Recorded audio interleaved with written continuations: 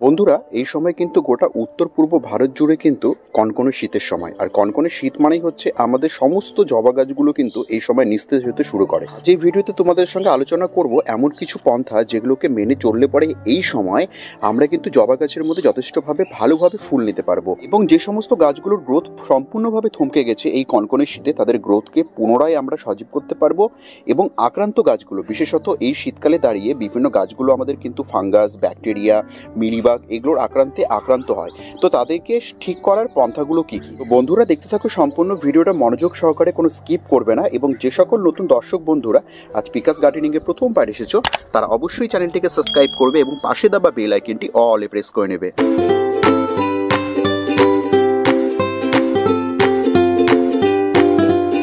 প্রথম কাজ আমাদেরকে কি করতে হবে, আমাদেরকে সপ্তাহে একবার করে যতগুলো টবের মাটি আছে জবা ফুলের সমস্ত মাটিগুলোকে কিন্তু এইভাবে নিড়ানির দ্বারা খুঁচিয়ে নিতে হবে।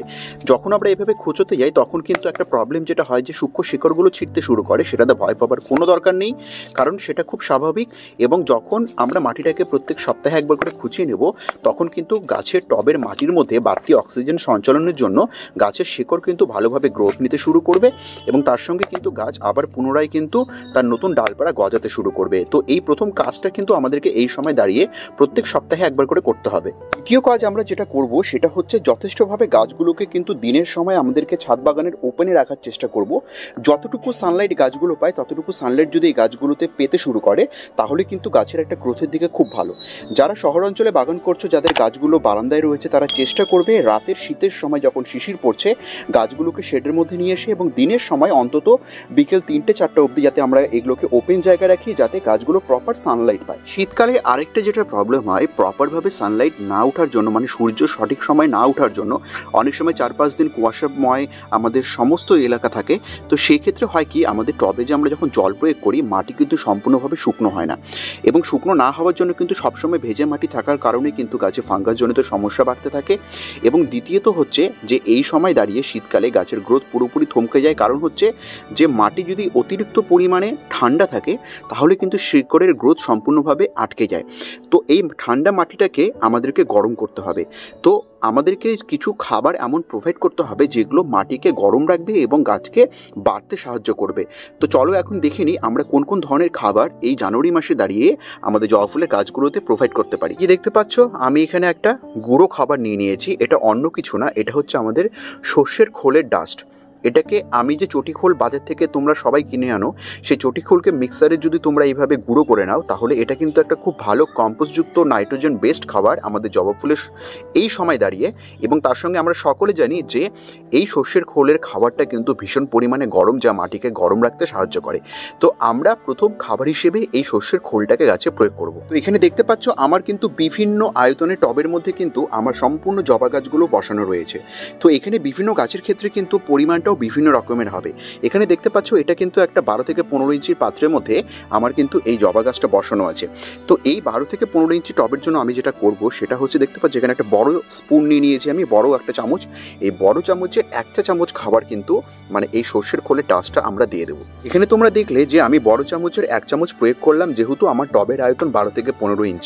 কিন্তু যাদের কাছে আন্ডার 10 ইঞ্চের পট রয়েছে, মানে যাদের 10 ইঞ্চের নিচের পাত্রে জবা গাছ বসানো রয়েছে, তারা কিন্তু এরকম বড় স্পুন ব্যবহার করবে না। তারা যেটা করবে, ছোট চামচের 1 চামচ করে খাবার 25 থেকে 30 দিনের মধ্যে একবার করে প্রোভাইড করবে, কারণ এই সর্ষের খোল কিন্তু মাটির সঙ্গে ডিকম্পোজ হতে যথেষ্ট একটা সময় নেয়। তাই অন্তত মিনিমাম 20 দিনের একটা গ্যাপ রেখে বড় চামচের 1 চামচ প্রয়োগ করবে 10 ইঞ্চির উপরের পাত্রের ক্ষেত্রে, এবং 10 ইঞ্চির নিচের পাত্রের ক্ষেত্রে ছোট চামচের 1 চামচ করে প্রয়োগ করবে। এই সময় দাঁড়িয়ে আটকে যাওয়া জবা গাছের গ্রোথগুলোকে সম্পূর্ণভাবে বৃদ্ধি করানোর জন্য দ্বিতীয় যে খাবারটা আমরা ব্যবহার করব সেটা দেখতে পাচ্ছ এখানে চামচ আমি নিয়ে নিয়েছি।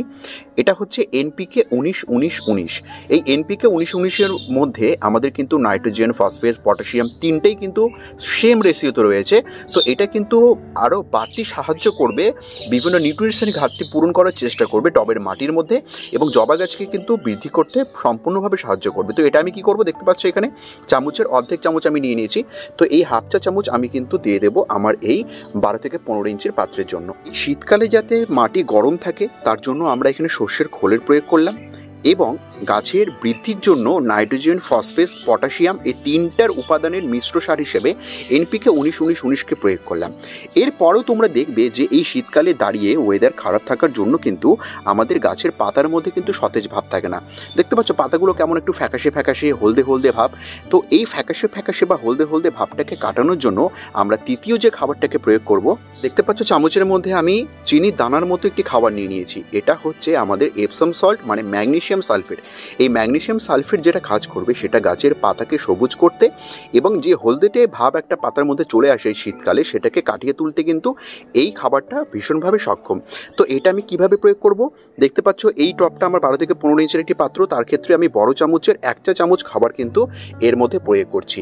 এর বেশি কিন্তু কখনোই এই খাবারটাকে কিন্তু টবের মাটির মধ্যে কখনোই প্রয়োগ করবে না। তো দেখতে পেলে এখানে বড় চামচের 1 চামচ আমি প্রয়োগ করে নিলাম। এবং যেগুলো বড় টব 12, 15, 16 এই ইঞ্চের টবগুলোর ক্ষেত্রে বড় চামচের 1 চা চামচ তোমরা এপসম সল্ট প্রয়োগ করবে।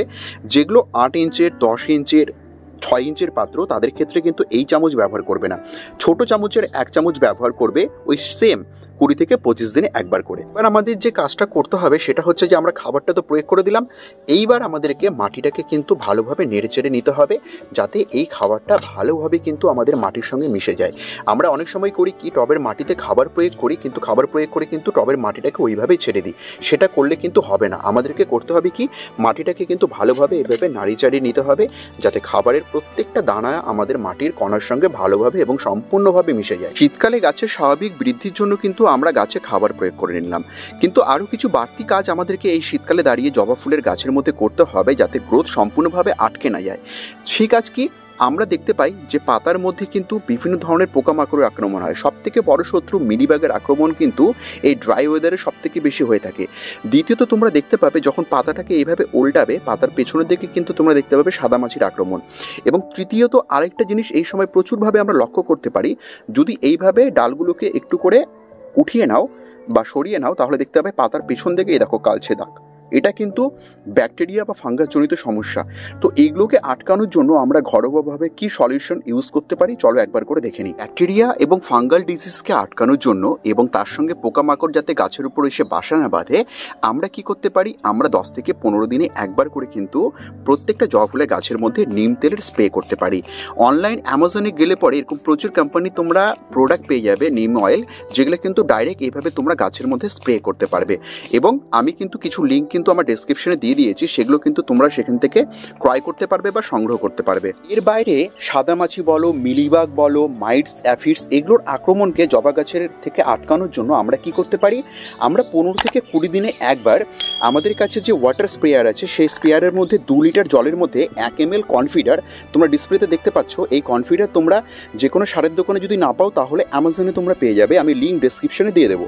তো সেই কনফিডার 1 ml 2 লিটার জলে গুলিয়ে আমাদের বাগানের এই যে গাছগুলো দেখতে পাচ্ছ জবা গাছ, সেগুলোতে যাতে মিলিবাগ, মাইটস, অ্যাফিডস এবং তার সঙ্গে যাতে সাদামাছির আক্রমণ না হয় তার জন্য আমাদেরকে 15 থেকে 20 দিনে একবার করে কিন্তু স্প্রে করতে হবে যাতে আমাদের গাছগুলো সুস্থ এবং স্বাভাবিক থাকে এবং নিজেদেরকে ভালোভাবে গ্রোথ নিতে পারে এই পুরো শীতকাল জুড়ে।